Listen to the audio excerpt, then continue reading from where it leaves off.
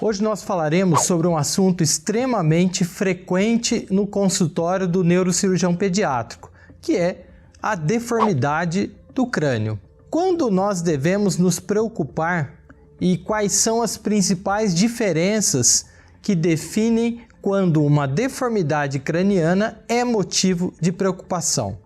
Quando o capacete ou a órtese craniana pode ser utilizada, existe tratamento para a deformidade crâniofacial? Vamos lá. Primeiro, eu gostaria de diferenciar a deformidade postural do que nós chamamos de cranioestenose. Bom, o que é então a deformidade postural? Quando o bebê nasce, ele pode ter, durante o trabalho de parto e dependendo da posição que ele estava intraútero, ter levado a algum tipo de alteração no segmento cefálico, na cabecinha do bebê.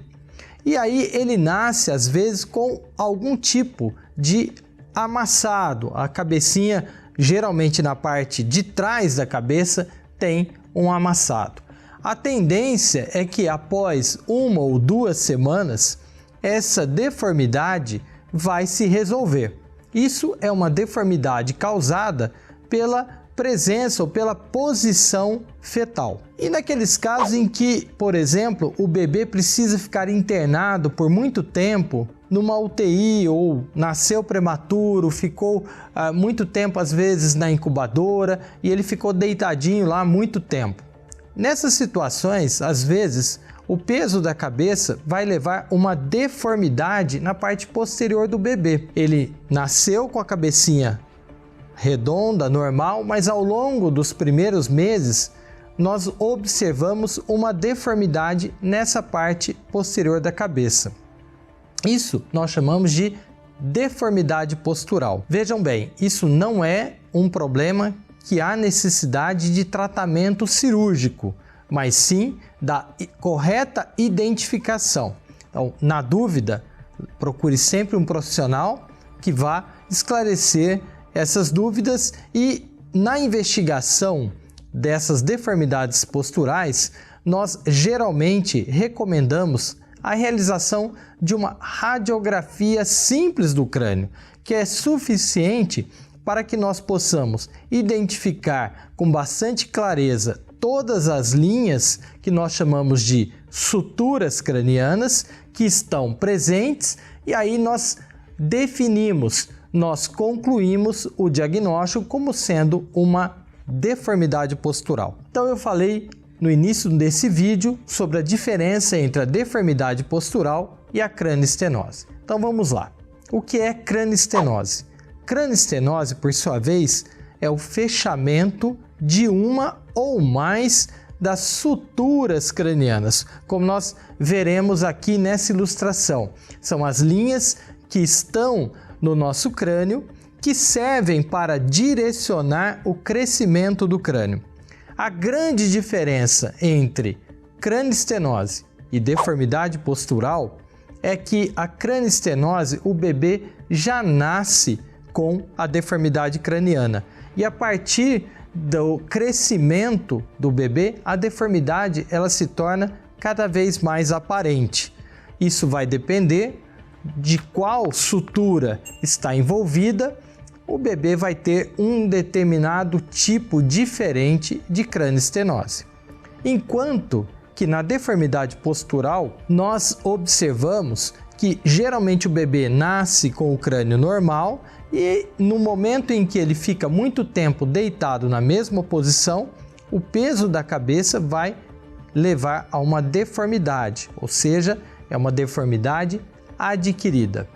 Nós sabemos que a partir de 1992 houve uma recomendação da Sociedade Americana de Pediatria para a prevenção da morte súbita do bebê. A partir dessa recomendação, que tornou-se internacional, houve um aumento da incidência das deformidades posturais, porque os pediatras começaram a recomendar que os bebês ficassem deitados em decúbito dorsal, ou seja, apoiados com a parte de trás da cabecinha, evitando assim que houvesse um risco, por exemplo, quando eles ingerissem o leite e pudessem, às vezes, aspirar aquele leite numa outra posição. Obviamente, essa recomendação é extremamente importante, mas também é fundamental que os pais sejam orientados, principalmente quando observamos que já existe uma certa deformidade na cabecinha do bebê, que esse bebê troque de posição. Então, nos primeiros meses, quando ainda há o desenvolvimento da musculatura do pescoço do bebê, o recomendável é que ele fique de lado esquerdo ou lado direito, e após 3, 4 meses, quando ele já sustenta bem a cabeça, já tem reflexos, principalmente o reflexo de retirada, ele pode ser colocado, quando já existe, por exemplo, uma deformidade na parte de trás da cabeça, ele pode ser colocado com a barriguinha virada para baixo e a cabeça virada ou para o lado direito ou para o lado esquerdo. Resumindo, a deformidade postural ou a deformidade adquirida, ela ocorre a partir do nascimento do bebê e geralmente as mudanças posturais são necessárias e têm grande impacto melhorando o formato da cabecinha do bebê. Enquanto que na crânioestenose isto não ocorre, ou seja, o bebê ele já nasce com o defeito relacionado àquela linha, aquela sutura envolvida, e esse defeito vai ficando cada vez mais aparente. O diagnóstico radiológico, num primeiro momento, pode ser feito através da radiografia simples do crânio. E naqueles casos em que a confirmação da crânioestenose, nós solicitamos uma tomografia com reconstrução em 3 dimensões, que servirá também para um planejamento do tratamento. Uma outra dúvida muito frequente é em relação à utilização do capacete ou da órtese craniana.